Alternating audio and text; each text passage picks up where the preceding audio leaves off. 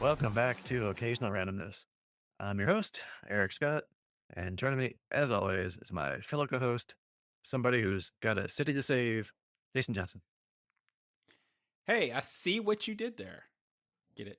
Blind hero. Anyway, speaking of seeing, it's great to see all our friends in Hell's Kitchen again. Yeah, But seriously, I forget how much I missed this show. Although no Frank, but it'll be all right. yeah. Although, like, what, a month from now, I guess his thing comes out. So, Well, and we get him in Spider-Man too. That was yeah, something I wasn't expecting to have that big of a role, but it looks like he'll have some decent time there as well. he's too busy. He can't be here, but he'll be everywhere else. That's what happens when you hit the big leagues. Yeah. And yeah, it's like you said, this week we're back in Hell's Kitchen. Well, close. Really, New York City as a whole, as we dive into the latest season of Daredevil Born Again on Disney Plus. We kind of thought maybe we'd only do like the first two episodes, but they kind of surprised us by dropping two episodes on the second week. So we'll be covering episodes 1 through 3 here on this podcast. Yeah, I haven't looked to see if they've dropped another two or not. So we'll figure that out towards the end, I guess. It's supposed to be one per week after this, unless, of course, everybody's wrong. And, which I mean, they can do if they want. They can tell you they're going to do it once a week, but hey, Right. They can do whatever they feel like. yeah. And as always, our little PSA here. If you like what we do, please give us a like or a review, or better yet, help spread the word and let people know about us. We'd appreciate it. Please and thank you. All right, on to the lightning recap of the episodes before we jump into them. I guess we'll just kind of alternate like we usually do when we do multi-episode thingies here. So we open with, of course, season 2, episode 1, The Northern Star. Matt Murdock, remember him, as a vigilante daredevil, infiltrates the Northern Star, which is a cargo ship carrying military-grade weapons to New York Mayor Wilson Fisk's Red Hook Freeport. Per their orders, if Daredevil shows up, the captain and the first mate tried to sink the ship, which blocks access to the port. Oops. CIA operative Mr. Charles, in quotes, ensures upcoming trials for vigilantes captured by Fisk's anti-vigilante task force, hereafter called AVTF, because that's too long to say. Which is why they put that on their jackets. Right. Will not be interfered with by New York State leadership. With a little ominous phone call there. Fisk and his wife, Vanessa, agreed to work with Mr. Charles on more shipments. Because, you don't want to make the CIA your enemies there. Meanwhile, Matt and Karen Page work in secret to oppose Fisk. Karen meets with BB Urich, who spreads propaganda for Fisk, while at the same time gathering information on him. And Matt searches for the Northern Star crew with his ally and former police officer Cherry. Going over our people of the last season, the therapist Heather Glenn, if you remember, is still suffering trauma from her capture by the masked serial killer Muse. She agrees to falsify Jack Duquesne evaluation ahead of his trial for being the vigilante, the swordsman. The AVTF attacked Cherry in his apartment, and Matt comes to his rescue. But unfortunately, Cherry, as he says, can't take a punch anymore. And as he's having a heart attack, Matt gets unmasked by the AVTF officers. But before they can do anything about that, they are swiftly killed by Benjamin Poindexter, our old buddy from Daredevil Season 3, aka Bullseye. Which leads us into Season 2, Episode 2, Shoot the Moon. Speaking of Bullseye, we kind of pick up there as he kills two AVTF officers at the hospital where Cherry is recovering, allowing Cherry's police friends to take him into hiding. Detective Angie Kim goes to Matt and Karen's hideout at Josie's bar to let them know that Cherry is safe. Fisk asks the people of New York to search for Matt, who's the hero lawyer who saved Fisk's life, making it difficult for Matt to go out in public. Smart move on his part. Angela Del Toro and her aunt Soledad Ayala witness a bodega robbery gone wrong, where AVTF officers target the teenage robber and the bodega owner who brandished a gun. Soledad intervenes and is arrested along with the bodega owner. Angela visits Matt's law partner, Kristen McDuffie, and retrieves her uncle Hector Ayala's amulet of power. Remember him? He was White Tiger? Yep. Last season? BB secretly runs an online smear campaign against Fisk, where she's dressed as a caricature of Fisk called Mayor Kingpin, and uses footage that only Fisk's staff could access. Her friend and Fisk's deputy mayor of communications Daniel Blake warns BB about leaking information and angering Fisk. The AVTF attacks Josie's bar. Karen takes one of the officers hostage while Daredevil defeats the rest. And then finally tonight, we wrap up with season 2, episode 3, The Scales and the Sword. We open with the AVTF hostage, who's named Alan Saunders, tied to a chair, and a little good cop, bad cop tells Daredevil and Karen that he wishes to help and gives them his Red Hook security card. Karen, meanwhile, leaks information about Red Hook being a free port to Marge McCaffrey, the governor of New York, who warns Fisk that she has the power to revoke the free port status and is considering doing so after this whole Northern Star fiasco. Kirsten McDuffie is representing Jack Duquesne and is blindfolded when taken to meet him at Red Hook. During the obvious show trial, she argues that Fisk has no evidence at all of Duquesne being the swordsman, but the judge's hands are tied by Fisk's Safer Streets initiative, and of course, they find Duquesne guilty.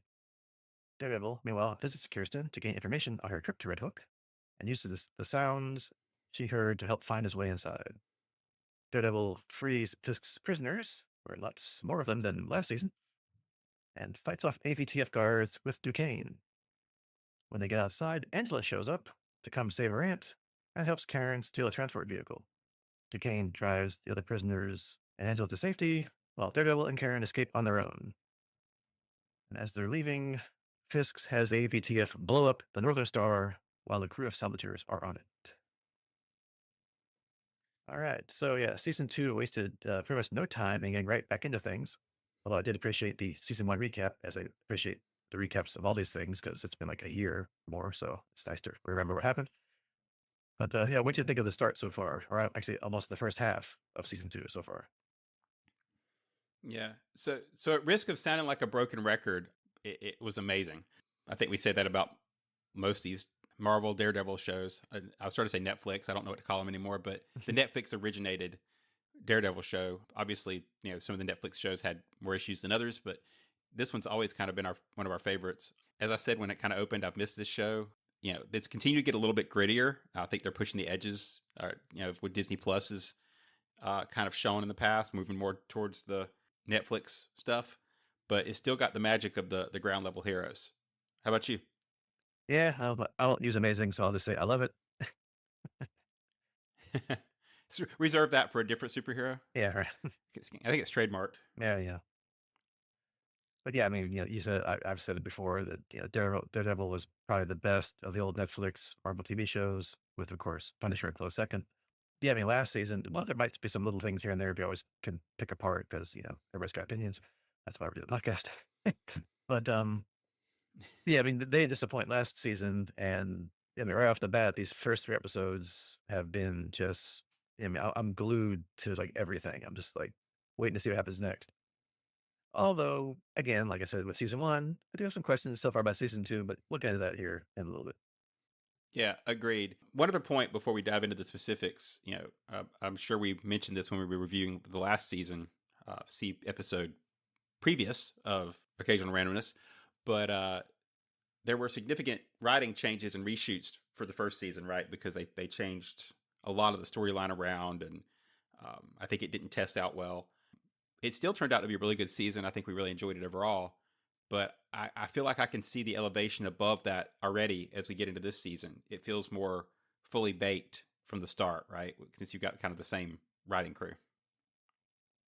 Yeah, because it wasn't good to feature Karen and Foggy at all, really. And of course, it didn't really feature Foggy much at all. Yeah, and now, yeah, it's feels more like the Netflix stuff now. I guess they've had time to rewire things, and yeah, it's kind of like basically Daredevil season 5, basically at this point. Yeah, I mean, could you imagine? I know we're not even halfway through, but could you imagine this season without Karen? I mean, she's kind of critical at this point. Yeah, and I'm glad that they're taking that to which I guess we'll talk about later too. But they're taking that relationship to the next level that they weren't really dealing much with in the old series. And then yeah, like we said, this pretty much starts off with some good fight scenes, as we like these things for, and the other stuff. But we like the fight scenes. Got Daredevil on the boat taking out some guards on the cargo ship. And yeah, speaking of DD, we finally get the letters DD on his costume. It's only taken 4.5 seasons. Yeah, so now it's just like the comics. And I mean, he's even wearing the black suit if you want to get technical, I guess, from the Shadowlands run of Daredevil, with the red eyepieces and stuff. So, although it does kind of look, and you can see it when they did like the close ups, it does kind of look like he just spray painted one of his red suits black, which it's kind of cool that, he's kind of adapting and adjusting. I don't know if he has access to was it Albert to make his suits anymore. So, you gotta make Oh do yeah. with what you got. There's a flashback. Yeah, I mean, what the theory behind his suits has always been that he goes for red because it hides the blood, right? So now he's having to stay more in the shadows as everybody's hunting for him. So if he had to offhand spray paint one black, that kind of does make sense for the story. And also, if you pay attention to the background, the DD is also used as a sign of the resistance for Fisk, right? You see it spray painted as graffiti on a lot of places. Um, so it makes you kind of wonder what came first. Did Matt put the symbol on his suit and they copied it, or did he kind of see it as people using him as a symbol, and then go ahead and just say, well, fine, if you're going to use that, I'll put it on my suit. Yeah, kind of the old chicken and egg kind of thing. Yeah, but I mean, at least we finally. I mean, I guess apart from Frank having the skull on his flak jacket, there, this is probably the only actual official costume of these whole runs of these shows. Yeah, I mean that was something that in the Netflix days they shied away from, right? They didn't want to have superheroes in costumes. I mean, we went the first full season of Daredevil without a costume when they first released it, and on the other shows they just wear street clothes. I don't think anybody had a real true costume. I think Luke Cage had like a yellow shirt, and Jessica had her day to day outfit. So no costumes for the Netflix shows until Daredevil kind of eased it in, and he's still the only one who really has one.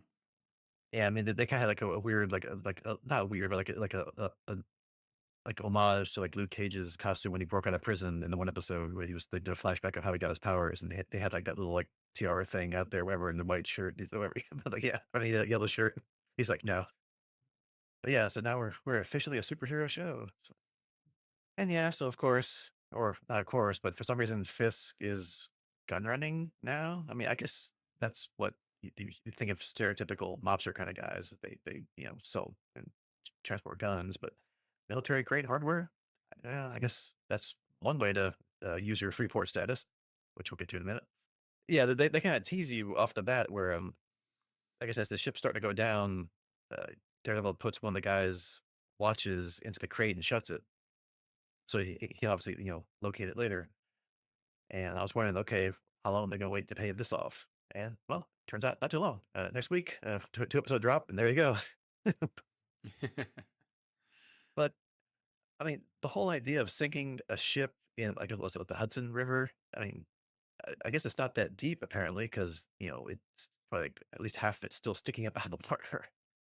So I don't know if that's the way they thought that would go, if it would just sink on its own and just, oh well, or I mean, it's still gonna be like a danger to shipping and stuff. So it's not like they were just. I mean, maybe I thought they would sink it a little later when they got more out to sea, if they got Daredevil showed up something, but I don't know. I'm like, okay, maybe it's just that's just part of the thing where that now has repercussions, and we'll see what happens. But Yeah, yeah, and I think the ship is designed to be the backbone of this entire season, right? I think it's going to stay central, though. As we get there, how episode 3 ended, it's going to be kind of taking a different approach. But what's the name of the ship's like the North Star, right? So it's like the North Star of this season as things kind of focus towards it. So yeah, because it certainly is the ultimate focus of the first three episodes here. Yeah, and as we'll talk about yeah, when we get to the end of the three here, it'll probably still have its repercussions, even further.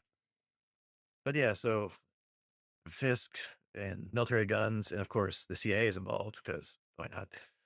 Which it's kind of funny because Fisk is basically the ultimate control freak, right? I mean, he has to have everything covered, every angle covered, every piece of leverage against who he's dealing with.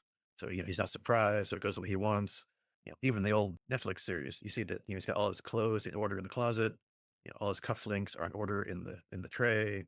The way he eats, how he sits, how he cuts his food. I mean, it's all controlled, right? And everything is just regimented. And that's kind of why I love these opening scenes here with this Mr. Charles guy, because he's just like just does not care. He's just like the freewheeling, just we just stick his thumb in the eye of authority, and you can just see like the unease in Fisk's face that he's maybe gotten a little over his head, like maybe he's reached a little too far with this stuff, and now he's dealing with somebody that he can't control and he can't coerce or deal with, right? Well, and we'll see later that when the actual mayor shows up, that he has to deal with somebody who doesn't report to him there as well. So Mhm. Yeah, so now he's on the defensive and he'll get it done. Don't worry about it. It's under control. Like what people say to him when he's in their face. But I guess having your friends in the government does have some advantages because Mr. Charles, with a little phone call there, gets the state attorney general who showed up to complain about the ship and stuff and gets it off his back. So he can keep doing his little show trials of capture vigilantes. So friends still help friends, and even if they're not good friends. yeah, and speaking of Mr. Charles, he gives us a neat tie-in to the larger MCU world, right? The movies and all that, because sometimes our street level shows just kind of bypass what's going on in the, other than kind of a occasional passing reference. But he gets so when we first see him, he's in New York, right? No, he's in DC and he gets a call to go to New York. Sorry, and it's like they don't identify the caller, but when that AG's phone rings and he answers it, it's Val DeFontaine, calling in. So evidently, Mr. Charles is part of her timeline CIA, so that kind of centers us on where we are as well. Linked into multiple movies now with her in it. Yeah, so they're trying to like seed the or sow the seeds of now it's actually part of the MCU, whereas the old series wasn't. So yeah, kind of bringing it now to all the rest of the old. Well, and there was I think I saw somebody mention that there was if you look in one of the screens as they're going somewhere at night, you can see the Avengers Tower in the background. So, Oh, okay. I have to go back and look for that. And let's see what else happened here. I guess the Heather and Jack Duquesne scene where she's interrogating him or doing his psyche eval at Red Hook was fun. Jack's trying to get over on her or just be like flippant and just whatever number and then she ultimately gets the better of him. It's like no, you need to do this, otherwise I can make this go really bad for you. Which of course she does later by changing her psyche eval to further play out the show trial. Although, yeah, it's like, how much is she getting into this, right? Because I mean, obviously, we know this is going to be a show trial, and again, Fisk, the control freak, everything's already determined. He's got the tech stacked, but she's starting to, I think, get in over her head that she's realizing. But then, I guess, she just doesn't care and goes for it. it's interesting to see her. I'm going to put this kind of in air quotes, but fall in this season, right? So, last season she was kind of a higher moral ground character, the psychologist who was counseling Fisk and Vanessa, and kind of keeping Matt on the straight and narrow until he kind of fell back into being Daredevil, and just all these pieces. And now we have her fully in on Fisk's corrupt legal processes. All they got to do is call her up, and she changes the eval to railroad the swordsman. And we'll see that starts to take a toll on her later as the episodes go on. But she's definitely not the ethical source of truth that she was kind of presented in the first season. Mhm. Yeah, and then finally, episode one ends, of course, with another fight to bookend the opening, where the AVTF is riffing up Cherry at his apartment because he's looking for the captain and first mate of the Notice Star to help get evidence against Fisk. And of course, the AVTF is looking for them to not have people know about the evidence. And of course, Daredevil, Guilty Club to the rescue. But then I guess all at the end there, Cherry starts having a heart attack because he says he's too old to take a punch anymore. And we see Matt freeze up and we have flashbacks to Foggy dying on the street last season. And of course, then gets, just cold cocked by the AVTF and falls down. And I was like, okay, they're trying to rip his mask off, and then, he's going to recover or something's going to happen. But no, they pull his mask off and they're like, oh, it's the blind lawyer. I'm like, and I guess they're going to just shoot him right there or something. But then, Bullseye comes to the rescue, shoots them all dead, and then bangs his calling card, or should I say calling knife, off like a couple walls and right in front of Matt's face. And which, while that was cool and everything, that has confused me. And we'll talk about that more as the episodes go on here. But why is Bullseye helping Matt? I mean, they're not exactly chums, right? As we've seen from season 3 and the first part of last season. But again, it's only 3 episodes. We don't really know yet, so I can't wait to see what's going on. I mean, maybe it's the whole enemy my enemy thing. They both hate Fisk. Just one wants him dead, one doesn't. But still, I don't know. Yeah, there's definitely some fun ideas from the comics that they can play with for Bullseye. So I'm looking forward to seeing where they go. There was a whole run where he pretended to be Daredevil. There was, different runs where he couldn't figure out, different stages of his psyche. So, depending on who wrote him, it's most the case in most comics. There was different ways that he was approached. And just kind of to finish my thoughts on Bullseye, we were talking about heroes with outfits. He's the other one that kind of gets his full outfit back as these episodes go. He's got the commando look that he's had, but just kind of a neat way to set it up. But yeah, I will say this was one of the concerns I had. Sometimes we're watching these shows and we're like, oh no, they're not really going to go that direction. And that's when Matt was unmasked and the cops recognized him, or the AVTF, not really the cops, because I was worried we were going to have to deal with the whole exposed identity storyline that we, just dealt with in Spider-Man. And it's always been something that Matt's dealt with, right? Because he's faked his death in the comics multiple times and all that, and different identities because they keep revealing that he's the Daredevil. But luckily this one was just kind of really quickly solved because Bullseye just eliminated the witnesses. Yeah, so anybody that's left already knows he's Daredevil, so it doesn't matter. Yeah. Right. Which is the whole funny thing about Defenders. Like, they all basically have public identities except for Bat. So, and really throughout this whole thing, I mean, yeah, he's like the only one with, except for like Spider-Man, like Peter Parker, like a secret ID, which of course got exposed and then Redcon, whatever, the whole movie stuff. But yeah, I mean, not a lot of people with secret IDs in the MCU. I don't know. That scarf he wrapped around his head in Defenders worked really well, right, to keep his identity Yeah, secret. yeah. No one can figure it out. Just because you can't tell from his upper part of his head, his hairstyle. And the voice, and Yeah. And yeah, I guess before we wrap up this episode, I guess they could have subtitled this first episode as the PTSD episode, because first we see Heather being traumatized by visions of news and flashbacks of what happened last season before she shoots him. And then, of course, like we just said, Matt's got flashback to Foggy dying because of Terry's having a heart attack. He's dying, which freezes him up at the worst possible time. So, lots of emotional, psychological baggage to, to deal with, as always, with Daredevil. Yeah, I agree with all that. I mean, it could have definitely kind of had that theme going for it, and we'll see as we kind of go forward. There's definitely some trauma that keeps affecting some of our characters. Yep. And then on to episode 2, which, pretty much, again, takes off as the ending of episode 1. Our little AVTF friends aren't done with Cherry, as we see him get wheeled to the hospital. They go to his room at the hospital, I guess, to, I don't know, rough him up or finish him off in the hospital room. But all his retired ex-cop buddies and some others are there, and they're just having a good time. They're making fun of the AVTF guys because what are you can do, right? Kill us all in the room, right?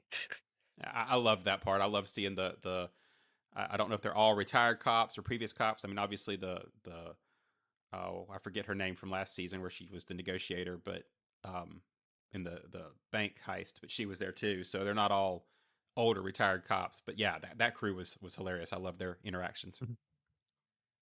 So they regroup, get more reinforcements, and go back, and suddenly they're all gone. No one's there. Room's empty. So yeah, that's fun. Kind of lets you know that there's more than just our masked or our normal heroes resisting Fisk. It's spreading. It's getting out there. And then for some reason later, as two of the AVTF guys are going down the elevator talking about stuff or whatever, they get killed by Bullseye. Which again, his entire MO here is confusing me for these 2 episodes. Like, why is he there? Is he protecting Cherry too for some reason? I don't know. And then we even get, I think, a scene maybe earlier than this where Bullseye goes into Matt's church and asks for a priest for absolution. I'm like, what? Like, I still don't know. Is he trying to reform? Is he? I don't know. I don't know what's going on. Well, I think again, I'm not trying to say this this is for sure where they're going with it, but Matt's Catholic and Bullseye knows Matt's Daredevil, so is he copying him? Is he emulating him? Right? Because he's going to the church like Matt does and trying to be help Matt out. I don't know. There's a lot of cool ways to go with that. I did want to circle back one more thing. I did want to mention about the cops and the resistance kind of there. Um, am I remembering right? I know it's been a while. I didn't go back and watch anything like I should have, but didn't last season end with Karen and Matt addressing a room full of people at Josie's? Mhm. Yeah, with like some of the cop people were there, like the Angie, the one you said from the bank heist and stuff. Yeah. So either what that seemed to be dropped initially, so maybe that's what this is kind of circling back to. And Karen's, the way they get out of the hospital, maybe this is all the stuff that Karen's organized, kind of the underground resistance, and they're just all not necessarily meeting anymore, but because the pressure's so hot, but just kind of working their way they can. Yeah, so it's cool to see like, it's spreading, even though like the BB, public facing storylines are like all like, oh yeah, we love that there's no crime anymore, and the mayor's great, and things are wonderful, and then you have like the other stuff where it's like, you know, no, it's not, and the graffiti and the not uprisings, but like the grumblings and the other stuff, so the heavy handedness that's going on. So yeah, it's kind of a nice little dichotomy. It Did you notice that in all those scenes too that there's the saturation is boosted really high, like it really almost feels fake, because it's so bright. Yeah, And any other time we see the city in real life, it's dark. it's like So you're happy, everything's wonderful video, right? yeah, And then yeah, later in this episode, or I guess right after that, then I love how obviously Fisk knows, and I guess people in his inner circle know that who Matt really is. So, but he won't reveal that. He won't go on air that hey, Matt Murdock's Daredevil, because he could easily do that. And I think Buck or whoever wanted them to do that. I mean, would people believe that a blind lawyer is really a Daredevil vigilante? That's another story. That's probably the real reason, and no one's gonna believe it. yeah. And they had a good point there that that would make him double the hero, right? Because everybody likes Matt Murdock.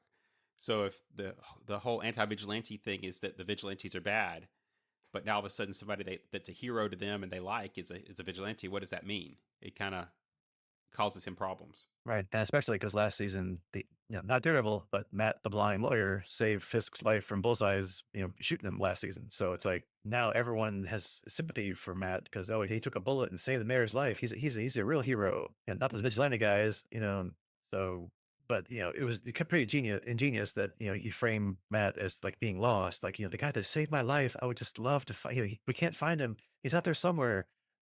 Hey, 11 million New York people, go find him for me. So Yeah, that was a great play. I thought that was, you know, pretty genius. yeah, so they get the best of both worlds. Everybody feels like they did a good thing because they're out there looking for the guy that saved the mayor, and then if they do find him, then you've got him, and you can make it disappear. So it all works out. Yep. Yep. And it led to an actual feeling of consequence because Matt and Karen had just left, in quote disguise to go on the street, and all of a sudden that announcement goes out, and it's like everybody Matt looks like Matt. So Yeah, yeah. I mean, at least Karen's trying. She's got different wigs and stuff, but Matt's just like, yeah, I'm just walking around. he put a hat on, Yeah, I mean, he's got a hat or like his little hoodie, but like, dude, come on. and his normal sunglasses that he wears because he's can't see, and so he's wearing the sunglasses. And it's like you look like you. Yeah, not fooling anybody. But yeah, it's not all sunshine and rainbows with Fisk's Safer Streets initiative, as he would hit from BB's little videos.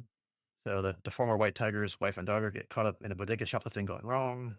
The AVTF arrive and just crush everything, and I guess the mom gets swept up too because she just like touches the guy, says that's not how it happened, and the guy's like, oh, that's assault on a police officer, and he grabs her. Yeah. So yeah, I mean, but that's kind of cool because you get the overreaction by the AVTF, which now if like they've got this carte blanche from Fisk, and they're just beating up people, arresting anybody they want, even obviously innocent people. And then when they leave, you got the public's reaction outside, which you don't see on the news, that they're shouting at the AVTF, tossing things at their cars as they leave, and just not a riot, but just like a people protesting or people voicing their feelings and what's going on. Yeah, that definitely didn't make BB's report. Yeah, at least not the official one. Oh, that's true. We'll get there. Yeah. And of course, that prompts Angela to go get the White Tiger amulet from Kirsten. So that's you've just created a new hero there, Fisk. Your policies aren't quite working as you think they will. Yeah, paying off all the hints we got for that last season, right, where they talked about only his family could wear that, use the amulet and all that. So of course it had to be her eventually. Yeah, So although we get more of that here in a little bit. And then yeah, we got all those little scenes. I think I don't know if it started last episode or this one, but yeah, we get the BB's. You have she had the pro Fisk stuff out there before, but now you got the like anti Fisk pirate video kind of thing, where at the time we didn't know it was her until later when she unmasked herself, off air. But she's smearing Fisk, playing Fisk, or Mayor Kingpin, yes, and showing the real abuses of power, like the shots of the bodega, people getting upset, and other stuff going on, people getting rounded up. So I mean, it's got to be only a matter of time before she gets exposed, and then we see what Fisk does with her. And since she's getting it from Daniel, which he doesn't, he maybe suspects, maybe he doesn't. It's kind of he's not quite sure, or he's not leading on, but that'll be interesting too to see what Fisk does with Daniel, because it's almost like a father son kind of thing with them. So I'm kind of interested to see like if Fisk has that final betrayal kind of thing, how he's going to react. Well, we know how he's going to react, but it'll be fun to see it. well, and it will, like you say, because even Buck, references him as the heir unapparent. I think is how he says it. It's like he sees him being groomed to be the Fisk replacement because they have that we had that conversation. I think it may be the next episode, so I'll jump ahead a little bit. But between Fisk and Vanessa about Vanessa wanting to retire back to their island and talking about they need a nobody to hand off their kingdom to, and maybe that's where Daniel's coming in. But yeah, as far as BB, I was definitely starting to worry about her, because she had that was it cop or commissioner or something she confided in Hmm.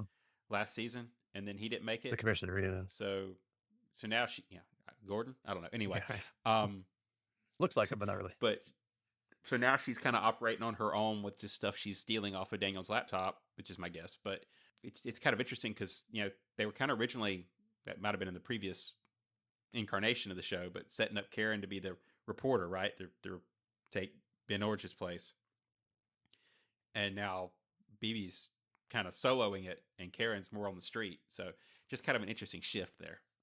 Yeah, because Karen's more kind of going a different direction here, which we'll talk about in a second. But and then yeah, we kind of end the episode with how the AVTF tracked Karen and Matt to hiding out in what's left of Josie's bar, but they do, and we end with them swarming the bar and another set of good fight scenes, which Karen even holds her own, as we've seen. She's been training with Matt or just training on her own.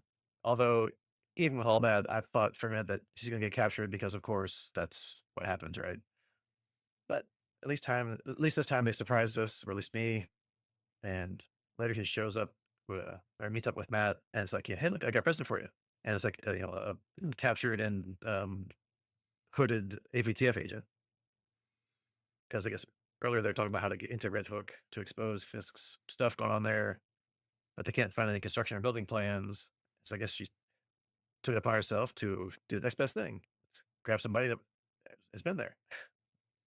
Yeah, and that fight scene, I'll just say it was really good. We most of them really are. I mean, that's one thing this show has always kind of nailed is the fight scenes. But it continues the sense of risk, right? Because almost immediately they're split up, and Matt tells Kara to stay, and then she goes outside. And now she's fighting, and he's fighting inside, and it's you're just sure, like you said, that they're gonna get her captured. But there's now a risk there. If it's just Matt, you're not as worried about it. But they're separated, and that makes a big difference. And I think even before that, there's a scene with, I think right before that, with him and her talking and how, and they're kind of mentioning Frank, Castle up to a little point because obviously he's not here. We know why, but they don't know why. And yeah, how he's saying like, he's worried that she's becoming like him, and she's like, do you want, or he's like, you want justice or revenge? And she's like, well, yeah, of course, justice. And you're like, yeah, really? So, I don't know. Yeah, I mean, yeah, so she's got her own stuff. So, yeah. And of course, that leads us into episode 3, where, we open with, again, where we left off last time, which, yeah, captured AVTF agent and Karen and Matt in the little room there. And just because plot wise, or she's managed to catch the only one that's sympathetic with the resistance and wants to help people. So, hey, good on you. And I thought it was cool that even though Matt, we've seen that he could tell if someone's lying or not by listening to the heartbeat and stuff. But I loved how he still played it up like he didn't know, he wasn't trusting him, and that if you lie to me, I'll come back and I'll hurt you, and then it's like, okay, well, we're gonna have to make it look good. So yeah, this can hurt a bit, and then knocks the guy out. So that's pretty great. Yeah, I mean, yeah, I got a chuckle out of that lying trick being used here again, and Karen being right in on it. She's like, okay, yeah, he's lying. Yeah, he's telling the truth. I mean, and then they treat him like he's lying and just to mess with him. Yeah, I guess because if he I gets beat also, up later, he can say like, "Look, yeah, I told him nothing." uh, yeah, that's what he told him. Yeah, this is gonna hurt. Tell your buddies I beat you up. But the other thing I thought was hilarious is they're doing all this in Frank's hideout, right? So you've got his conspiracy board, you've got all his stuff laying around. So you know, or not Matt, Frank's. So it's kind of reminding you, yeah, he's not, the actor's not in this, but there's still his echo of Frank Castle being there. Yeah, and actually, that it was here then that they're talking about how Karen's becoming like Frank, and she doesn't come out and say, "Oh, of course not." But Right. Yeah. Which, that conversation, I think is going to be a key one as we go forward because she's always shown herself to be willing to go further than Matt, right? When it comes down to it. I think it was season 1, of not Born Again, but season 1 Netflix. That's not confusing at all. That she killed, oh, what was the original assistant? Wesley? yeah, Wesley. like Fisk's main Yeah. henchperson. His first Yeah, buck. yeah, Buck 1.0. And so she's always kind of had that willingness, and I think she even comments here that Frank gets results, right? And so there's that little edge to her that we'll circle back to as we go further into the episode. yeah. So that's gonna be another thing that's gonna come to head probably is she's getting more out of control. He's trying to reel her in. Yeah, So, no longer we'll just see. him We'll reeling see where it goes. himself in because of his demons, but or devils, but the now he's got to deal with Karen's. So Gotta save everybody. And yeah, but then and she does leak the Red Hook charter to the New York governor, who's not too thrilled by this information, and kind of basically threatens Fisk that she can revoke that charter if things get out of control. And then she's got that later like awkward dinner toast with Fisk and Mesa being there. So yeah, I mean we'll see how that plays out. See how Fisk or even his new CIA buddy react to this. I mean, part of the episode was, I guess, him having his people try to find some dirt on her. I guess as always, like Fisk has to win. He has to have all the leverage, and so he has to control that's everybody. that's pretty much Daniel's job at this point. Yeah, but I mean, can you make a governor have a car accident, quote unquote, like the police commissioner? Maybe you can. uh, yeah, probably. I will say, it's kind of neat to see the charter piece come back because that was what got Foggy killed, right? That was how they eventually figured out that Foggy had come across the charter, and that's why Vanessa had him killed. And so, it kind of Foggy still playing a part from beyond the grave. And also, I really like the Daniel and Cashman scenes when Daniel gets Cashman to eat the sandwich, kind of outsmarted him there a little bit, and then you get the interactions between Cashman at the dinner and stuff. So with the mayor, so there's a lot of good like character building scenes in this dinner as they go forward. Yeah, you can kind of see like Buck kind of not taking a shine to Daniel, but yeah, he's appreciating him more as not just this buffoon that Fisk hired, right? So Right. Yeah. I mean, it's a little glimmer of respect. mhm. So Yeah, and then we got a little show trial with Jack and Kirsten, where even the judges, although at least one of them doesn't seem like she's too in on it, but what are you gonna do, right? They probably have their families, whatever. So Fisk always has something on somebody, so something's gonna happen if they don't roll it the way he wants. So you already know how it's gonna go, and of course it goes that way. He gets found guilty, and yeah, then they cut to Fisk and his team watching it from the mayor's office, and they're all like cheering and like, yeah, which I mean, like they didn't know. I mean, really, which I mean, it kind of seemed odd. I mean, unless only Fisk knows it's all a fixed thing, and I don't know, but whatever. You know, Well, it was funny. or maybe it's not completely fixed. I mean, maybe he's struggling there too. They don't really go out of the way, although it's kind of a shut case once Heather kind of weighs in on her stuff. So either way, it was kind of a capstone for the Fisk team because it was the first trial right out of Red Hook of all the stuff the Vigilante Task Force had taken down. This was their first big case, their first actual one to go to trial. So they've proven that now they can basically get away with it. So one down, however many to go. What if they can't just get like the court to just say, and the same applies to all of them at Yeah, the rate they're going, yeah. you know? We don't need due process. We'll convict them all right now. Right. Well, they're in a Freeport now, so they can just be extradited out. Yeah. Well, yeah. Speaking of Heather, yeah, she's keeps having her visions of Muse or whatever she's having going on, and then yeah, she opens up a drawer in her office and she's got his mask. Like, how did she get that? I mean, I would think that would go to evidence or wherever with the police when they took his body away. But I guess somehow she got it. I don't know if did Fisk give it to her as like a memento or I don't, whatever. Who knows? But yeah, I think like you kind of alluded to earlier. I think this is where yeah she's gonna by the end of the season like go off the rails and maybe even put on the mask and become the next Muse, right? Or at least maybe start that journey to what the doctor becomes the patient, whatever. Right. Yeah, exactly. We got a little Harley Quinn moment going on here. I definitely think you're going to see her put on the mask. The question is going to be how far will it go, right? Will she actually go out and start killing?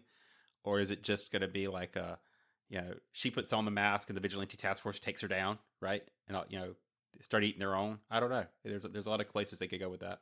Yeah, or she runs into Daredevil and then he's like, wait.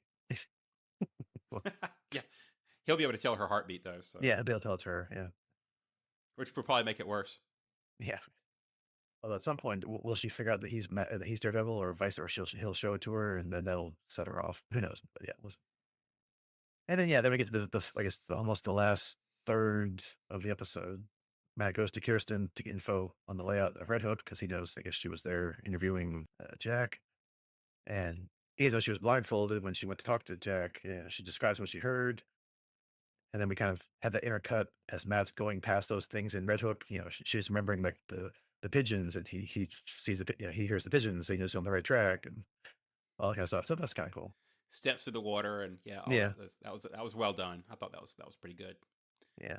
And then we have our payoff of the watch in the crate from episode 1 because he hears that, he zooms in on that, but then he You're saying he hears was watching for it? yeah, well, not the blind guy watches for. I mean, and then yeah, then he hears something much more important. He's not quite sure what it is, and I think he kind of has an idea, and then, you know, he opens that door and then he hears lots of human voices, and there's just 2 rows going down the whole thing of just, crates or, cages full of people. All the guests of Fisk and the AVTF that we saw last time, plus a bunch more, like the bodega guy, Angela's mom, and Jack Duquesne. I guess now back in the cell after his show trial. So, which of course changes the whole reason he's here. He just can't grab the guns or prove that the gun's there. That doesn't matter anymore. He's got to save all the people. Yeah, no Frank though. Not that Matt knows he was ever there, right? So we know that's the last place he was seen, but yeah, that'll be picked up elsewhere. Yeah, and nobody else seems to have cared that. Yeah, we had the Punisher. Now he's gone. Yeah, do you think that would cause you to lose some sleep? Yeah, or at least wonder that when's he coming back, right? Because yeah. But anyway, maybe we'll find out next month where he's been. Well, no. And yeah, I thought it was nice that now during the fight scenes that yeah, Jack isn't quite the kind of useless or silly sword building vigilante that you'd think from watching those other little videos.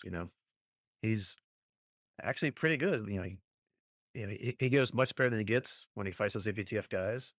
I didn't see, he didn't kill anybody either, right? He just, even though that you would think with like a sword, that's kind of what you do, right? You can't just knock somebody out with a sword, right? But It depends on how you good of know, a swordsman you are. yeah, I mean, he just stabs him with the rebar that Matt throws to him, and then he gets one of the AVTF guys' clubs or whatever. So he just kind of beats him up like Matt does. So yeah, I mean, maybe we got another guy that's on Matt's moral compass side. Yeah, I mean, I think the only guy who actually tries to do any killing, there's one of the guys that gets a gun in the background, and Matt goes backwards and takes him out. So there's definitely no killing in this scene. Yeah. Although, I mean, there probably should have been because at one point you hear them say, go lethal or whatever, and they do shoot a bunch of times, but they don't seem to hit anybody. So, I mean, Well, there was that vent fog, so yeah, you can't shoot through fog. It's proven in shoots like this that fog deflects all the bullets. yeah. Or that the AVTF has taken their target practice lessons from stormtroopers and you can't shoot anything. Yeah, I think the assumption here is that we did have some civilian casualties as they were making their way out. They just don't really show it / dwell on it / acknowledge it. So Yeah, I mean, I would say it's not a family show, but I guess they don't want to get, too into it's one thing for bad guys and whatever. It's another one is innocence, right? So yeah. Karen's like, something's going on, radios, takes one of the guy's radios, calls Matt, and is like, yeah, something's changed now. We got a lot of people here. Got to get them out. The plans changed. So apparently Angela and Karen, because Angela's lurking around out there, commandeer one of those AVTF big transports to take away the prisoners. Not, again, not really sure how Angela got into Red Hook without being seen. Maybe all the distractions going on inside. She jumped in at that point. I don't know. But well, she said she took a whole bunch of people out because she had a bag with a radio and a whole bunch of other stuff she'd confiscated by that point. yeah, so I don't know how I feel about that because, I mean, she's got zero training at this point, unless Hector was kind of on the sly, kind of doing some stuff like Karen and Matt were doing. Like, I don't know. But again, it's only 8 episode season, so I don't know how much should be in the rest of the rest of the season. Maybe the amulet somehow gives you knowledge of how to beat people up. I don't know, but I think they gotta be very careful with that because you got like I don't know, young teenager girl now, like, taking down armed agents. Yeah, okay. You gotta be careful. You don't go too far with that. Are you saying there have been other Disney Plus shows that have had that scenario that didn't work out as well? Of course. Yeah. But yeah, one item I did want to mention while we're kind of in this scene is the of the extraction fight. Is that Karen shoots one of the guards? I think she drops and shoots him under the truck or something, and you kind of get Matt gives her a look, but it's in the middle of the fight. So what can he do? But it's gonna be interesting to see that come up because again, that's another example of her being willing to take that step further than he is. Yeah, because I wasn't sure like if she like shot and killed him or just shot him. Oh, I don't know if it was that visible or it was quick, right? So Well, I guess I was applying a little real world physics to that. That depending on the way he dropped, I was kind of going off. She yeah, I dropped mean, him, but yeah, I mean probably, but yeah. So, but yeah, that'll be interesting to see. Yeah, he's like, okay, look, we gotta talk, and then yeah, everybody gets away, and as Karen and Matt are driving away, Fisk has the Northern Star blown up real good, which kills those poor laborers that I guess they kind of alluded to either earlier this episode or last episode that they hired to unload all the weapons. So that, obviously they can't talk about it. And it's not his people. And I'm sure that, Fisk will use this and twist it on vigilantes that, look, they've blown up the ship. Not only did they sink it, now they've blown it up. I don't know why, but okay, sure, whatever. yeah, I guess to try to get the public more on his side, which, you gotta bring people onto your side and not have sympathy, for those rascally vigilantes, yeah. One more way thing to tie back to Daredevil is what's going on, and it also goes back to the first appearance of Mr. Charles, right? Because when he comes in the office, he tells Fisk, to use hired labor, and Fisk says, "Well, I was going to use my task force." Charles is like, "Well, yeah, but if you aren't willing to sacrifice them, are you?" And he was like, "We see he hired people, and this allows him to not only sacrifice them, but to blame Daredevil for it." Yeah, which again, if they're your, handpicked people, don't they already know you're kind of doing shady stuff? But whatever, I don't know. Maybe not. Maybe some of them are still have enough ethics that they would be comfortable with it. So yeah, I can see it. Yeah, has some cannon fodder, like, and then let them deal with it, like ninjas from Daredevil. Just cannon fodder. So that's the end of the first three. Anything else we didn't cover that you want to talk about in more detail? No, I think we summed it up. I wasn't sure if we were gonna hit all the points, but I think we covered pretty much everything that we've got so far. So I think it started out spectacularly. Ha ha ha. So amazing. No, wait, that was Amazing. trademark too. Yeah. Fearlessly. It started out fearlessly, And we'll go with that. Superiorly. Yeah. Well, Man Without Fear was Daredevil's line, right? Mhm. So, Yeah. All what right. you? I think we hit all the major points. Obviously, there's a lot going on, but that's a lot of it's some good set pieces and fights and stuff. So you don't have to go into detail on that. And yeah, I haven't really seen. I don't know if they did like the one cut, one take kind of thing that they did in the Netflix side yet. Some of it kind of looks like they did, but that's probably just editing, and AI and stuff, and CGI and stuff. Yeah, the breakout fight's what I've been calling it. Kind of was supposed to look like that with the cuts between him and Duquesne, fighting back and forth and passing the billy clubs and all that back and forth. But I'm pretty sure that I read something that said it had several minimized cuts, right? Like they tried to hide them as things were moving or the fog was rolling or whatever. But there were definitely, it wasn't the seamless cut like they did the last time, but it was kind of emulating it. So who knows? Maybe we'll get one of those coming up. But that's always they have to sneak one of those in every season, even in this new stuff. We'll say. But that was a pretty good job either way. So I did enjoy the fight. Yeah, good fight choreography. Whoever's doing that, I didn't look at the credits, but yeah, whoever's doing all that, yeah, good job. Yep. Yeah. So next time, as we're only 3 episodes into the 8-episode season, we'll be talking about whatever's coming up next. Which episode 4 drops tonight as we record this. So next time will be however many episodes from 4 onward that are out when we get back to doing this. Maybe another 2. Uh, I think we did last time. We did like 3, 3, and 2. So maybe not. We'll see. Who knows? But again, look at the show notes. Look at the episode title. I'll tell you how much we got done. So, and with that, we will talk to you next time. Goodbye. Goodbye.